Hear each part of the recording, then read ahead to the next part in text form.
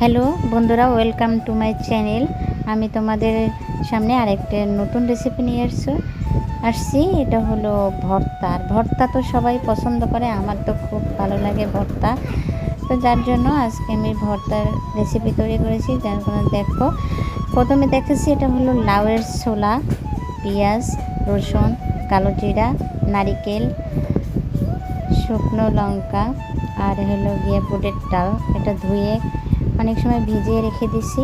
তো এখন আমি এটা দিয়ে সমস্ত উপকরণ দিয়ে দেখো ভর্তাটা তৈরি করব। কড়াইয়ে সরিষার তেল দিয়ে দিচ্ছি।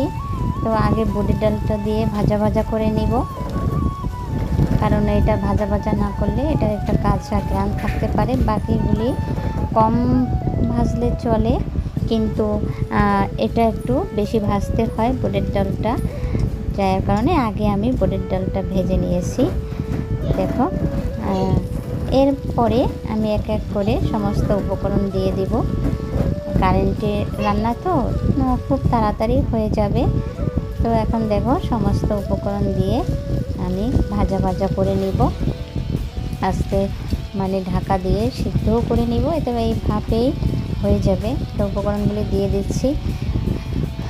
দেখো আস্তে আস্তে করে এভাবে তোমরা ভর্তা করে খেতে পারো। ভর্তা যেভাবেই তৈরি করে, ভর্তা তো ভর্তাই, এটার স্বাদ সবসময়ের জন্যই ভালো হয়। যে যেভাবেই ভর্তা তৈরি করে সে সেভাবেই মজা হয় ভর্তা। তো দেখো আমার হয়ে গেল। এখন এটাকে আমি ব্লেন্ডার করে নিব। ব্লেন্ডার করে তো দেখো নামিয়ে নিচ্ছি।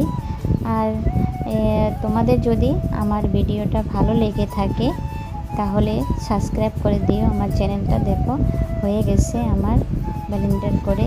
দেখো এভাবে নিয়ে আসছি। এটা খেতে কিন্তু খুব মজা। আমি তো এখনই খেয়ে নিব, আমার ক্ষুধা পেয়েছে। আর ভর্তা দেখলে পর আমি আর ক্ষুধা রাখতে পারি না, খেতে হয় সাথে সাথে। দেখো কালারও হয়েছে সেরকম একদম। তো আমি দেখো খেয়ে নিচ্ছি। তা তোমরাও এভাবে বানিয়ে খেয়ে নিতে পারো। তো ভালো থেকো সবাই।